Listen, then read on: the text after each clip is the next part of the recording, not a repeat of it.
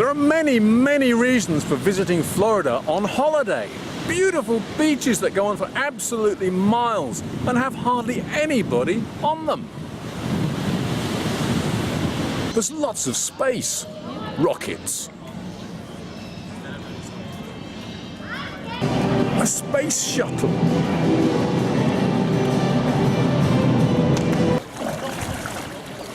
you can go kayaking, exotic animals to see, apart from alligators. Hey, are you a hippie? No, I'm not!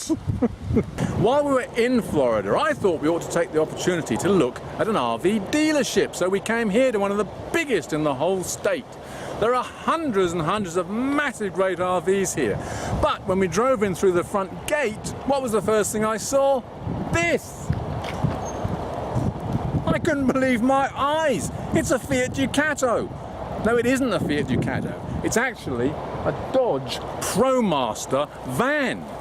It's badged up as a Winnebago Travato, and it's a brand new 2014 model. You know what we have to do now? Look inside. Well, they say it's a Dodge, but look at that dashboard. That's a Fiat Ducato if ever I saw one. And the thing is, Fiat own Dodge. That's the giveaway. We have a table, 2 seats here, up above, big screen TV, obviously in completely the wrong place. A nice stereo system. We've got the cooking down here, fairly basic, but what you'd expect to get in a European motorhome, I think. Got a fixed bed at the back, and look at the size of that fridge. That is what you call a proper fridge, and of course a microwave oven. There's a shower and toilet, and they look very European. Even though the salesmen here tell me that this is an American motorhome built on an American chassis, I say no! It's a Fiat Ducato with some drastic modifications, especially at the front, where you will find, for example, a V6 3.5 litre petrol engine. Imagine the power! And that's coupled to a 6-speed automatic gearbox. At the back there's a tow hitch as standard, because of course you'll want to tow your car behind you, won't you? Even though your car will probably be longer than this motorhome. You get just about every conceivable option with the vehicle. Air conditioning in the back and at the front as well, of course. There's virtually nothing available as an optional extra. The price for all this, well, it's $85,000. How does that compare to a similarly spec'd European motorhome of this size? Well, $85,000 is around £55,000. Work it out for yourself and see what you think. Is it good value? I've been in lots of accessory shops before, but this one in Florida, it's got stuff that I've never seen before, stuff I've never even heard of before. I'm so excited. I don't know where to start. Over here, over there. Yes, over here. A collapsible colander. Oh. Need I say anything? Recently, someone asked me about washing machines they could use in their motorhome. I found one for you. Here it is. It's on special at $79.97. Look at this torch. It clamps, it pivots, it stands, it floats. I desperately need one. What about this? 1,682 pages of RV travel guide. Oh.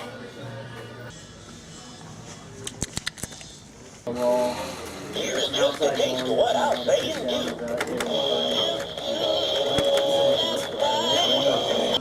Lots of stuff for satellite TV.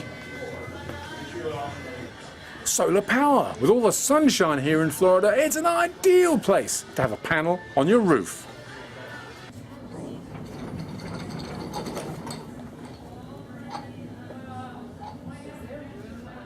But not everything here is cheaper than it is back home. This LED lamp, for example, is $22. In the UK, it would cost you around £6. That's about $9, less than half price. I'd like to buy one of everything, but I've got to fly home, so I can't. I'm making do with this. Can I have my club discount, please? The van's fitted with a great big V6 petrol engine, which makes it powerful, and it's coupled to an automatic gearbox, which makes it easy to drive. Fuel consumption? Well, I'm not quite sure, but actually, I don't care. Petrol costs just $3.50 a gallon, and I'm getting a lot more mileage from it than I would if I was driving a big 40-foot RV. The real complaint I've got about the van is the steering. It's all over the place. It's like driving a blancmange, a pink blancmange. The thing about driving in America is that everything is 4 or 5 times farther away than you think it's going to be when you look on the map. And that means that you spend an awful lot of time driving. So the fact that the van is quite relaxing is very good indeed. However, there is a problem.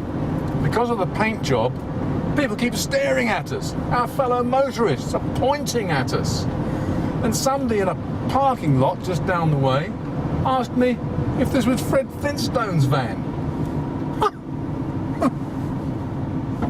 While we've been away, I've been keeping up with what's going on our Facebook page, and people have been asking 2 questions in particular. First one, do American motorhomes wave?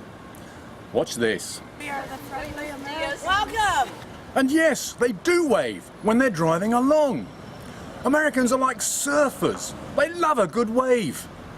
The other question is, what have I been doing about toast? Well, as you know, the facilities here are not great, but I've figured out a way, and this is what I do. After I've boiled the water for my tea,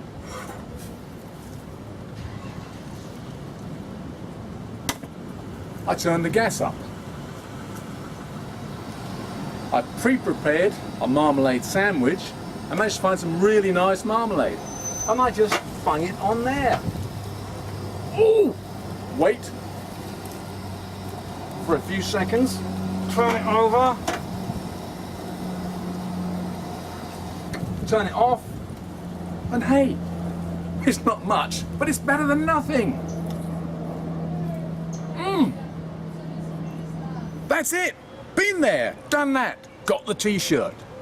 8 days, around 1,000 miles. The cost of the van rental, £765. Have we had a good time? Yes! Are we going to do it again? No. Oh, well, not in this van anyway. It really is a little bit too Spartan. If you're staying on a campsite for a few days at a time, no problem. But if you're traveling around and you need the facilities that this doesn't have, well, you're going to need something a little bit more sophisticated, like that Winnebago Tornado I looked at, for example. I really fancy having a tour around Florida in one of those. Right now, it's time to hand in the keys and head for the airport. I'll see you back in the UK.